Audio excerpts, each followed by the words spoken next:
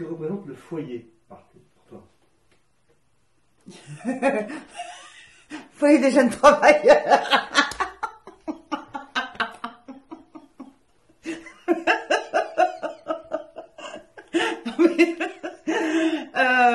Alors, le foyer, franchement, ça représente rien du tout. Alors, rien.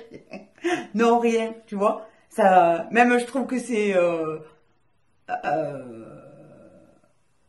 passé.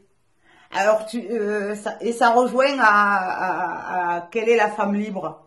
Voilà. Pour moi, aujourd'hui, le foyer, je dis pas que ça n'existe plus, mais c'est plus le lieu de vie, la maison, que la notion de foyer. Avec la notion de foyer, vraiment, j'ai les trucs, mais alors les stéréotypes en plein, et limite, ça me dérange. Tu vois, je vois le foyer avec la femme au foyer, avec tout ce que ça peut comporter. Donc, franchement, non, ça représente rien du tout. Une maison, oui, une maison ouverte, avec du passage, avec des gens qui rentrent, qui sortent, des gamins qui rentrent, qui sortent, qui vivent. Oui, ça représente quelque chose. Mais le foyer, non. Ou alors le foyer des jeunes travailleurs. Foyer social. Le foyer de l'aide pour l'enfance. Moi, le mot foyer, tu vois, je le vois vraiment, ouais, on l'utilise plus. Et par contre, je le vois vraiment dans ce sens-là. C'est pour ça que je te dis en opposition avec la femme libre. Du coup, tu vas parler de maison, de lieu de vie, partagé, commun, mais tu vas plus parler de foyer. Parce que sinon, ça te ramène à ça. Moi, ça me ramène à ça. Et j'aime pas cette notion-là, voilà. Qu'est-ce que devenir une mère pour toi? Alors, moi, j'ai pas eu d'enfant par choix, et je regrette pas, parce que j'avais envie de vivre autre chose. Et je trouve que, justement, dans la société actuelle, et même il y a 20 ans en arrière, les femmes ont ce choix maintenant. Et je trouve ça formidable d'avoir ce choix. Parce que avoir un enfant, c'est choisir. C'est pas j'ai 18-19 ans, je me mets en couple, j'ai un enfant parce que ça fait partie du processus. C'est vraiment, voilà, je trouve que c'est génial d'avoir un enfant quand on le choisit. Et de ne pas en avoir quand on le choisit aussi.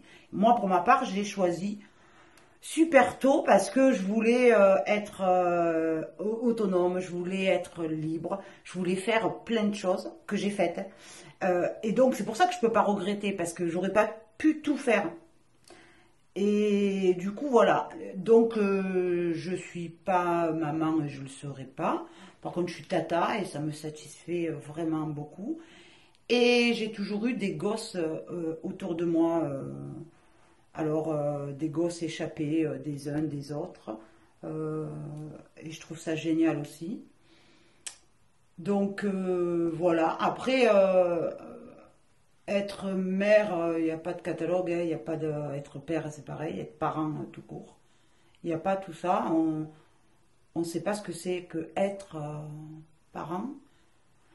Et après, je pense que du moment que les individus n'ont pas réfléchi, parce que ça marche pas comme ça, mais l'ont choisi. Au moment où ils ont eu ces enfants, que ça soit choisi, et encore une fois, et pas subi.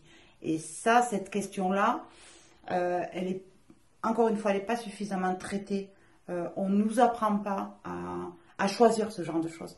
On ne nous apprend pas même si on a le droit, même si maintenant c'est plus tabou, mais à l'adolescence, on n'est pas libéré de ces questions-là. On ne nous dit pas, t'es pas obligé d'avoir un enfant, c'est pas parce que tu es une fille que tu es obligé.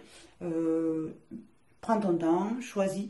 Maintenant, les jeunes le font, puisqu'on voit que quand même la courbe de l'âge s'est éloignée. 25, 30 ans, ils ont leurs premiers enfants, je trouve ça génial. Mais voilà, après, je pense qu'il faut le choisir plutôt que de le subir, mais comme tout. Et du coup, ça va t'épanouir. Parce qu'après, sinon, comment tu veux t'épanouir avec quelque chose d'aussi fort que tu n'auras pas réellement choisi? Tu peux, hein. Il y a des gens à qui ça marche. Mais à mon avis, ça marche mieux quand vraiment c'est un choix commun, même si le couple après s'arrête, ou peu importe. Mais c'est quelque chose que tu dois choisir. Ça me paraît fondamental. Et après, il n'y a pas de réponse à ta question, hein. Donc, les enfants qui gravitent autour de toi, tes neveux, nièces, les enfants de ton quartier, etc., qu'est-ce que tu souhaiterais qu'ils retiennent de toi? Je sais pas. C'est pas une question que je me suis posée, ça, hein, tu vois. Je vois pas ce qu'ils peuvent. Enfin, je m'en fous.